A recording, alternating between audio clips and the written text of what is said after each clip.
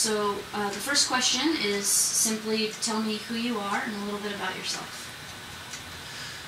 Dave Leach, I own the Family Music Center here and running against Matt McCoy for Iowa Senate.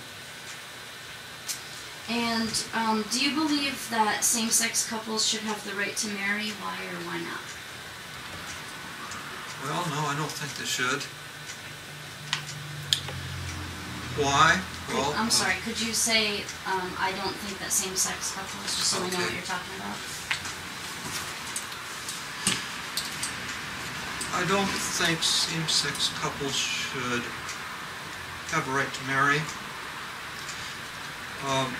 There's a lot of good reasons which I've heard people put forth, which I frankly can't remember. The concern that I have is it seems an issue of sanitation. I think that behavior which lowers lifetimes way more than smoking does ought not be encouraged by law. And in the past few months, you've been in the news for support you gave to comments made by Jeremy Walters about gay people and HIV. Can you elaborate on this and tell me what your views are?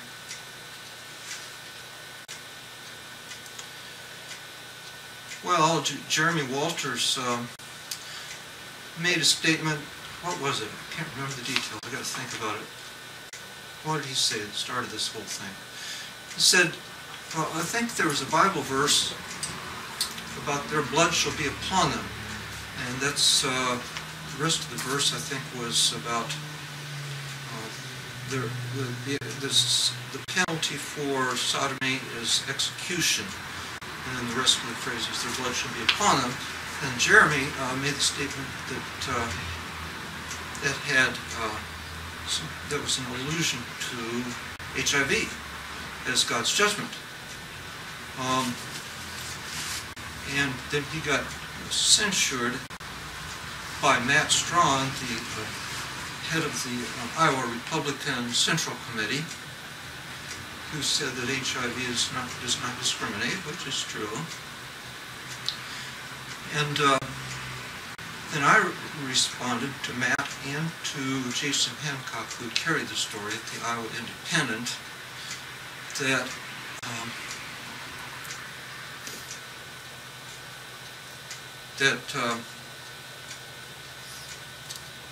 if Jeremy was a little inaccurate, he was close enough to what the Bible did say that I would not think it would be inappropriate for the head of the Republican Party to censure him, because God says in Romans 1:27 that there is a connection between homosexuality and disease, and everyone knows there is. I've not heard anyone say that there isn't.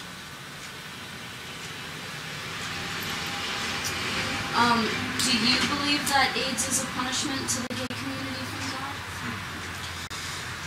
Well, I don't see it as God's miraculous intervention in order to punish people for behavior.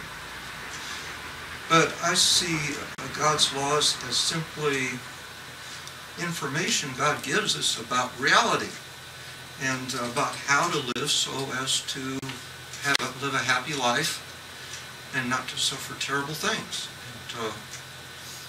And I think that the natural consequence of a number of homosexual behaviors is disease. And as you just read, the state of Iowa has a law which criminalizes non-disclosure of HIV status, even if transmission does not occur. Do you support this law? Why or why not? Can I see that law again? Sure. It's the top one there. All right, Iowa Code 709C.1 talks about it being a crime to knowingly transmit HIV to another person without their informed consent. engaging in intimate contact with another person or transferring blood tissue, semen, organs, or other potentially infectious bodily fluids for administration, that is transfusion to another person, or in any way transfers to another person any non-sterile intravenous or intramuscular drug paraphernalia previously used by the person infected with HIV. Intimate contact means the intentional exposure of the body of one person to the bodily fluid of another person in a manner that could result in the transmission of HIV. Actual transmission of HIV is not a necessary element of this crime. It is an affirmative defense that the person exposed to HIV knew of the other person's HIV positive status, knew that the action of exposure could result in transmission of HIV, and consented to the action of exposure with that knowledge. I can't imagine who would find that controversial. So your concern was, how about spitting? If someone spits on another, you say the science has shown that that is not a transfer of potentially infectious bodily fluids. Well, if it isn't, then it doesn't invoke this law anyway. I don't understand what the issue is. But I would say that I would prefer that people not fight or spit one another.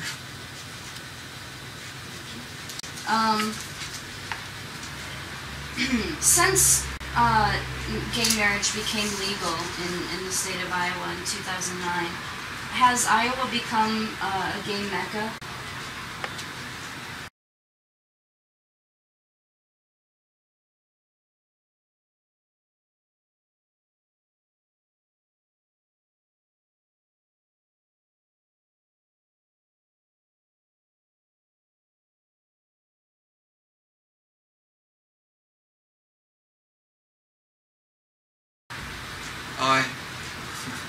I wouldn't know how to measure such a thing.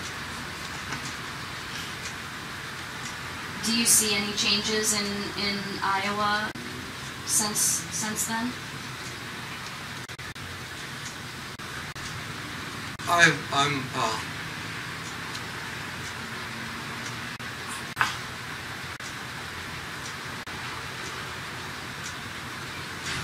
lived too focused a life to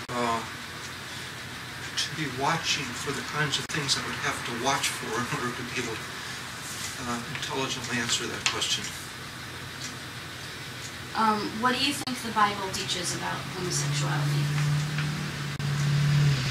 Well, it's, as I said, Romans 1:27 warns that it's leads to disease.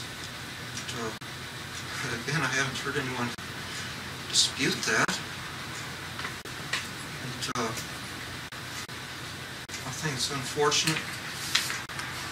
Oh yes, the Bible teaches. Well, the Bible mostly just says not to do it. It doesn't really go into a lot of detail about why, except to give a few shocking examples of a few people that really carry it to extremes, like the men of Sodom or the men of Benjamite town.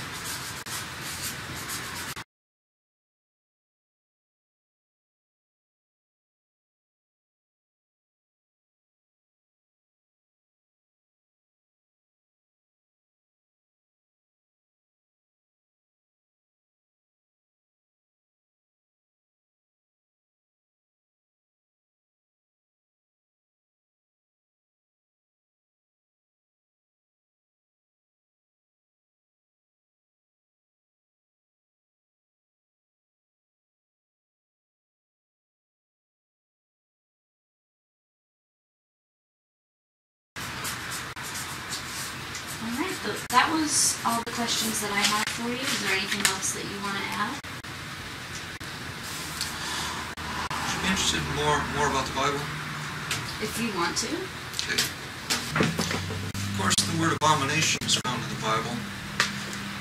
Several things are an abomination, and I don't mean to pick on homosexuals more than a lot of other people. For example, God's penalty for adultery is also stoning. And so I'm not out to just alienate a few percent of the people who are homosexuals, but not half the people who are in adulterous relationships. And so my goal is not to bring down God's wrath upon everyone who has not lived up to God's standards, which would include myself, but to just appeal to people that God's standards are for our benefit, not his. And we would all be better off if we could manage to live by them. I've seen a lot of Bible studies that attempt to change the image of what God has to say about homosexuality.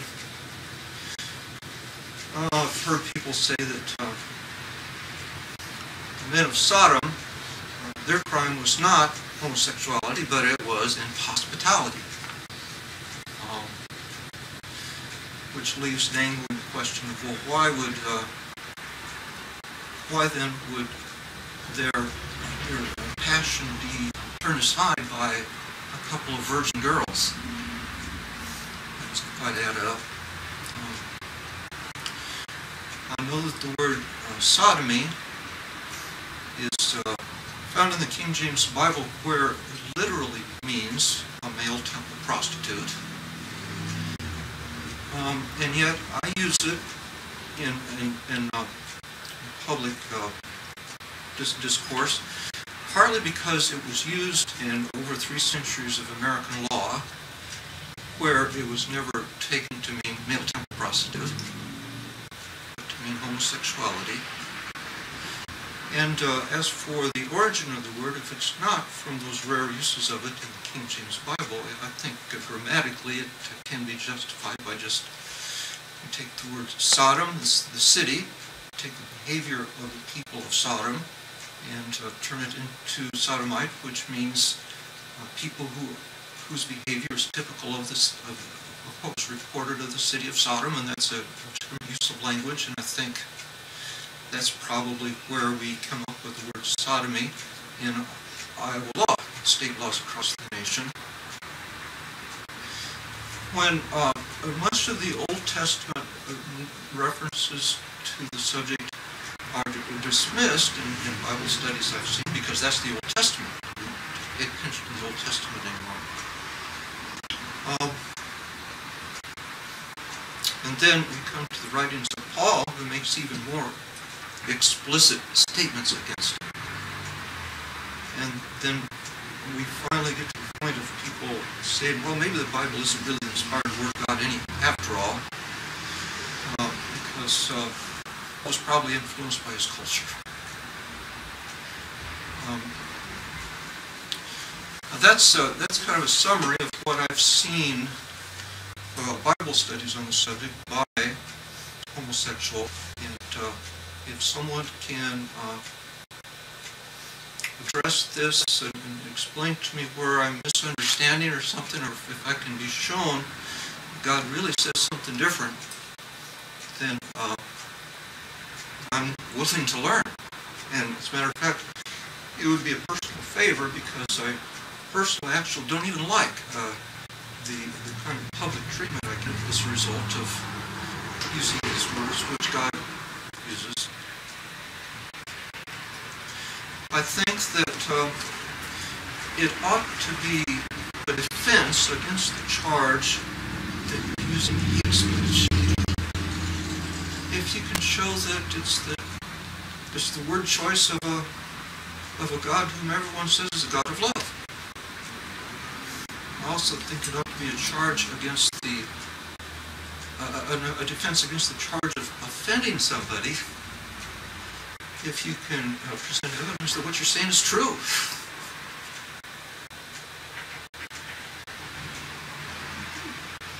That's about it. Thank you very much.